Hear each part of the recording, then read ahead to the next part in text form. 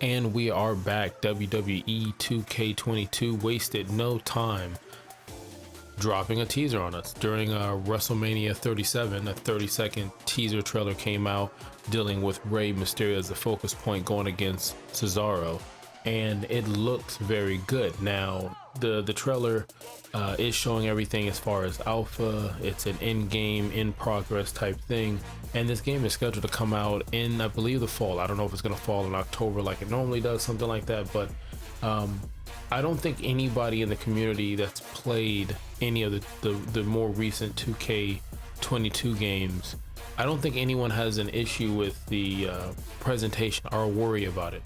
We think the game is going to look good. We think the game is going to probably have a clean interface type of thing. Like, there's just certain things that we never worried about in this game that's not an arcade, more of a simulation. We never had that issue.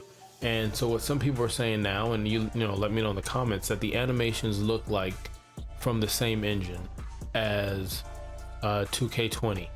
And though a lot of people say, man, it's, you know, been 2 years, they had time, it wasn't really necessarily 2 years. I think they got an additional 6 months versus the regular turnaround that they normally would. And you know, they're saying that this is the same engine that they're working on.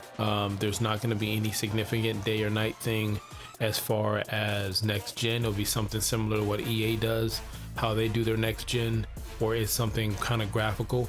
But if you played the 2K basketball series, I mean, they've got all the information what the community wants. They have tons of different graphs and things of that nature because they polled thousands, hundreds of thousands of fans, not just for WWE. So I'm amazed or kind of caught off guard that not that a trailer would come out. I mean, it's the grandest stage of them all. I get it.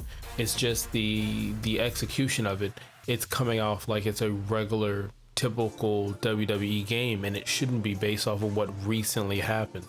Now, I wasn't expecting anything for like live gameplay, don't get me wrong, but I mean, at least a game mode or something to tease them with, but to show them something where it looks like it's already going to be that. I mean, the catchphrase, I believe at the end is it hits differently. I think would have been cool to show some gameplay. And listen, I understand, I get it. You know, some people say, hey, look, well, you know, the game is under development, they still have 3 to 4 months. They're not, I'm not being rude, I don't think they're putting the game together in the next 3 to 4 months. They're probably working on patches for day 1 patch, day 0 patches, getting the game to go gold, setting up their press release, like marketing, starting to do stuff. Like, there's stuff that's happening. If it's not going to be Cyberpunk, don't get me wrong, but if you're telling me that they can't tell you what they're planning to do when the game is probably going to come out in 3 to 4 months, maybe something with, hey, look, tune in to Raw and we'll show you a little something. But it's still a good time to be a wrestling fan. You got the Wrestling Code getting ready to you know, continue their production. You have Wrestlemania is only, you know, missing the PlayStation, the iArcade. Would have been great to be released during WrestleMania week. You got Ultra Violence. I'm trying to think, is there anything else I'm missing? You got All Elite Wrestling and what they're working on. So it's a really good time to be a wrestling fan. How do you feel? Let me know in the comments. Do you feel like, hey, what you saw was enough for you to buy it? I know it wasn't for me. I'm skeptical because 2K for next gen was short of a hot mess. So if you're telling me you're porting it over to the PlayStation 5 or the next gen systems and things of that nature, I don't know. I need to see something.